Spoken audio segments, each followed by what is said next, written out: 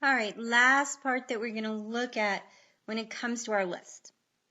So we want to look at what happens when we delete entries. Now there's two different scenarios that we will be looking at. One is deleting without balances and the other is deleting with balances.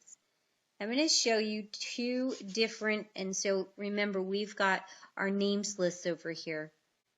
And then in our gear, we have all of our other lists, so our other lists. I'll show you how it works with both of those.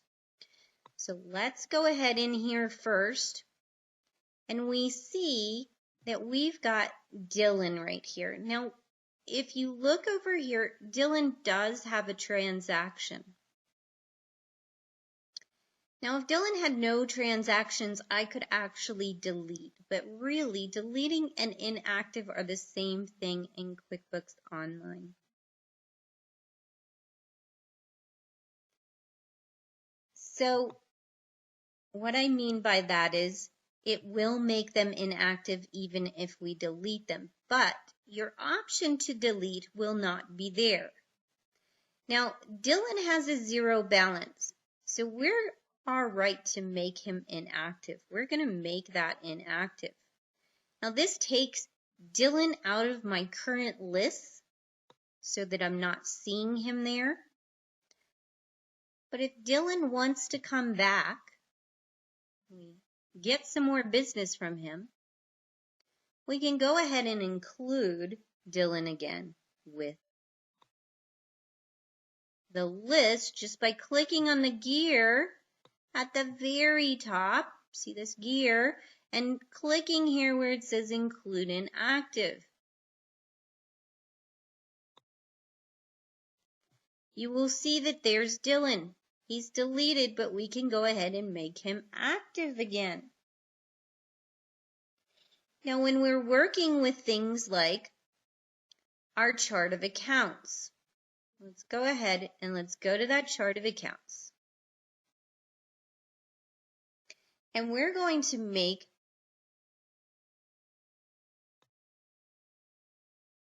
this prepaid expense.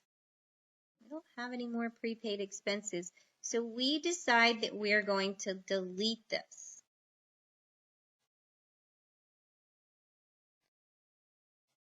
Go ahead and click OK. And it removes that account. Now you can see it did say delete, don't make it inactive. But you can see that when I do, so when I do go ahead and uncheck this, you'll see that it disappears. We don't see that prepaid, but what if I want to bring it back? Clicking on the gear in the right-hand corner, clicking on the include,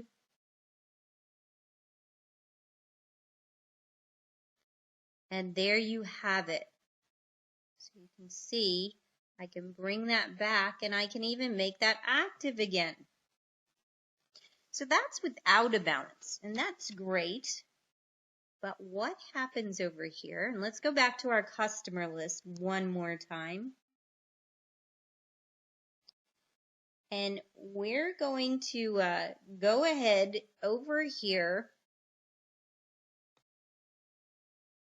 We're going to go to Bill's Wind Shop right here, Windsurfing Shop. You'll notice that there is nothing that says that I can make it inactive. So to force this to make it inactive, I can do that. Would I advise doing it? No. Clicking on your edit, you can make it inactive. Now, do you see what it says? It says it has a non-zero balance, and it's making this inactive will cause an adjusting transaction to occur. And the adjustment is this. It's going to go ahead and let's go ahead and look at it. Create a credit memo, so it's going to reduce your income. Now, if this should have never happened, maybe we want to go back and void that, but if it was in a previous year, We might not want to do that, and a credit memo may be the way to actually fix that. Now you can make it active again, but it will come back in with a zero balance. Now when we do make something inactive that is, say we take this truck over here and we go ahead and we try and delete this. Well, it's got a balance, right? And again, this is going to delete it and it will create an adjustment. But where does that adjustment go? When you're working with your chart of accounts, the adjustment is not a credit memo or anything like that. The adjustment actually goes to your open balance equity. So that's where it ends up. So we want to probably adjust that a different way. If that should not be on our balance sheet, why? Should we have expensed it out? Let's look into it and find out why this is actually happening. So easy ways to delete your information.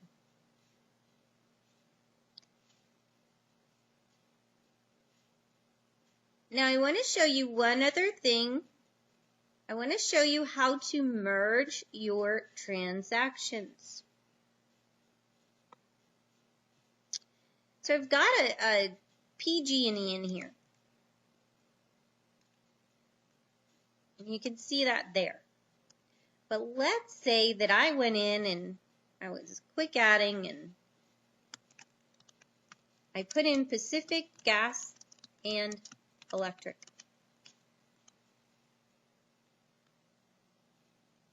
Anybody on the West Coast is going to recognize PG&E, right? You might even know it from a couple of movies that were out. But you can see I've got two files now. Now if I've got transactions in here, I want them to merge into this, and that should be the name. It should be PG&E. It shouldn't have been Pacific Gas and Electric. So how do I change this? This is called merging, and anything that you've created a duplicate of, you can merge these transactions.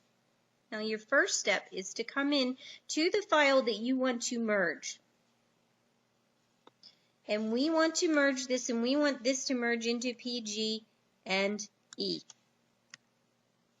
We're going to go ahead and change the information here. And we're going to save it. Now you'll notice this is a duplicate, but because it is a vendor and another vendor, it gives us the opportunity to merge this. So yes, I do want to merge this, and I'm going to go ahead and say yes here. I am going to merge this.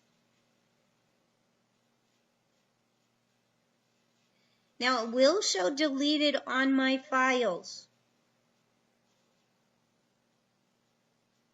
When I come back over, you will see PG&E here now, and you will not see, because it is actually in the inactives, the Pacific Gas and Electric. Any transactions that were in Pacific Gas and Electric will be in this PG and E file now. So everything is going to come over into one file. So it's a quick, easy way to merge things if you've created duplicates in the system. Remember, merging has to be the same. So it has to be two if it's in your chart of accounts, two expenses if it's a vendor and a customer. Can we merge that? No. It has to be two vendors, or it has to be two customers in order to merge it. So that is how you work with your lists.